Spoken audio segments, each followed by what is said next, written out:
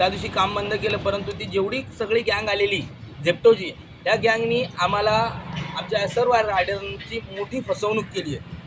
जो प्रकार घडला त्याच्यामुळे ते आम्ही सगळ्या पत्रामध्ये लिहिलेलं आहे. परंतु आमची एक मागणी अशी आहे की आमच्या काही मागण्या आहेत, 7 ते 8 मागण्या आहेत, त्या मागण्या आमच्या मान्य व्हाव्या यासाठी म्हणून आम्ही आज इथे बसलेलो आहे. एक दिवसीय काम आंदोलन आहे. तर हे आंदोलन करत असताना जर या ठिकाणी कंपनीचा ऑफिशियली ऑथोराइज पर्सन आमच्या मागण्या किंवा आमचं म्हणणं ऐकण्यासाठी जोपर्यंत येत नाही तोपर्यंत आम्ही इथे काम करणार नाही. माझ्या माहितीप्रमाणे आज पुन्हा एकदा म्हणजे तुम्ही एका तासामध्ये तुम्ही जर त्या जकात नाक्याच्या स्टोअरचे पेआउट वाढवू शकता तर तुम्हाला इकडचा प्रॉब्लेम काय आहे.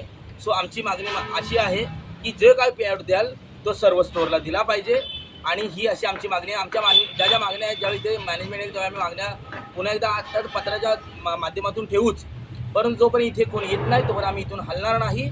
एवढंच मी या व्हिडिओच्या माध्यमातून सांगतो.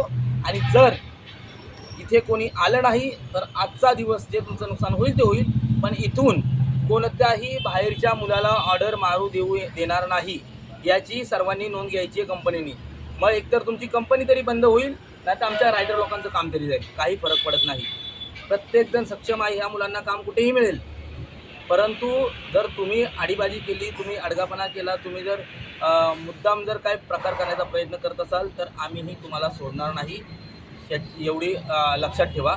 सो मी विनंती करतो की आपण कोणीतरी या ठिकाणी याल आणि आमचं निवेदन स्वीकारून आम्हाला योग्य ते निर्णय द्याल किंवा योग्य तो न्याय द्याल.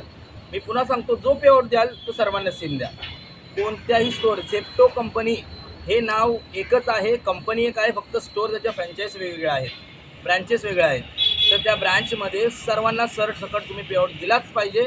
या स्टोअरला एवढा, त्या स्टोअरला तेवढा, तिकडे बिझनेस जास्त आहे, इकडे कमी आहे, मग त्या आम्ही बिझनेस रिलेटेड किंवा आम्ही जेवढा सेल होतो त्या हिशोबाने देतो तर आम्हाला ते चालणार नाही, अशी आमची विनंती आहे. So wait and watch. इथे कोण येतं की नाही बघूया, नाहीतर आपण इथे बसलेलोच आहोत. आज बसलोय, आज आले वेळ नाही, उद्या आले वेळ बघू. आपण जोपर्यंत येत नाही तोपर्यंत बसलेलो आहे. आमचं पत्र घ्या आणि आमच्या मागण्या मान्य करा, अन्यथा तुम्हाला या स्टोअरच्या बाहेरही येऊ देणार नाही आणि स्टोअरही चालू देणार नाही. जय हिंद, जय महाराष्ट्र.